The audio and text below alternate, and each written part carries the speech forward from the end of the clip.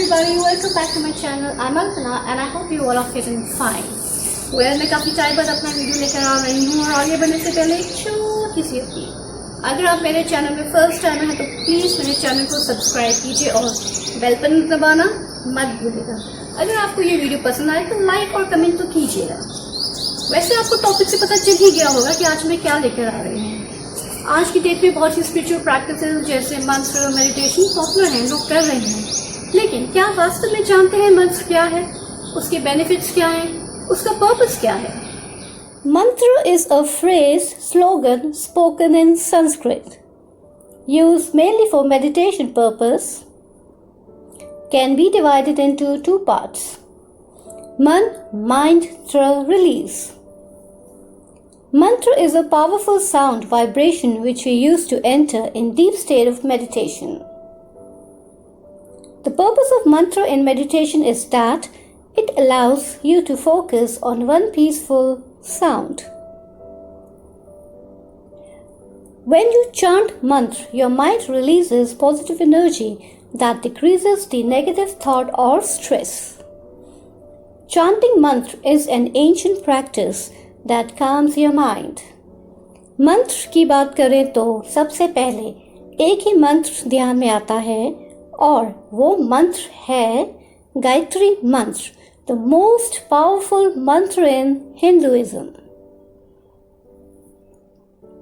Silently chanting the Gayatri mantra influences the physical body, clears the emotional body.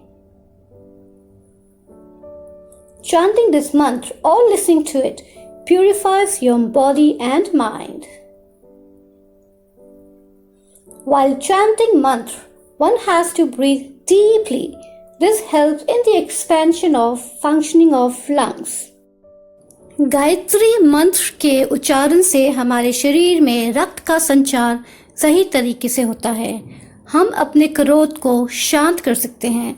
Gayatri मंत्र के उच्चारण से हमारे शरीर में 1,10,000 तरंगे उत्पन्न होती हैं, जिसका संचार हमारे सांसों द्वारा पूरे शरीर में होता है और हमें बहुत सी बीमारियों से दूर करता है।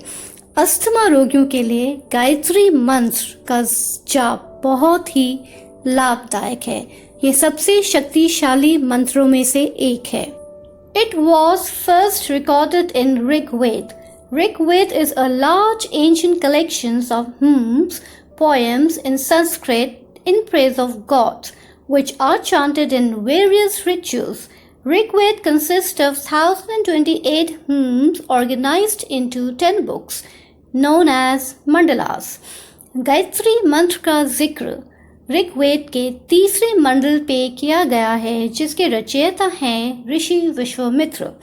ऋषि विश्वामित्र को बहुत कठिन तपस्या के बाद गायत्री मंत्र प्राप्त हुआ।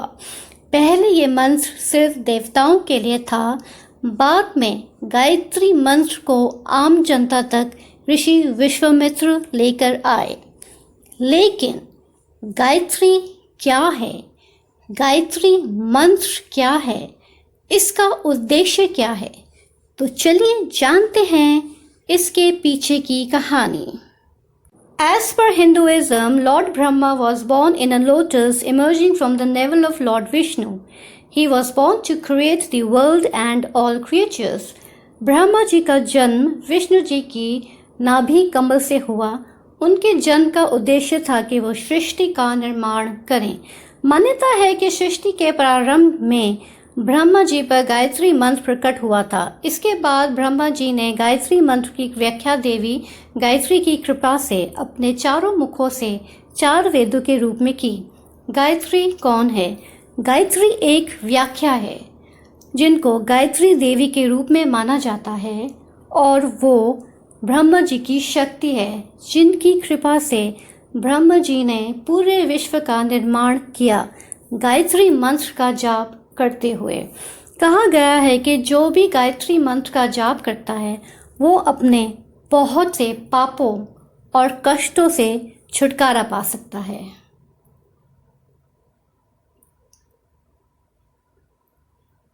ओम भूर्भुवः स्वः तत्सवितुर्वरेण्यं भर्गो देवस्य धीमहि धियो यो नः प्रचोदयात्।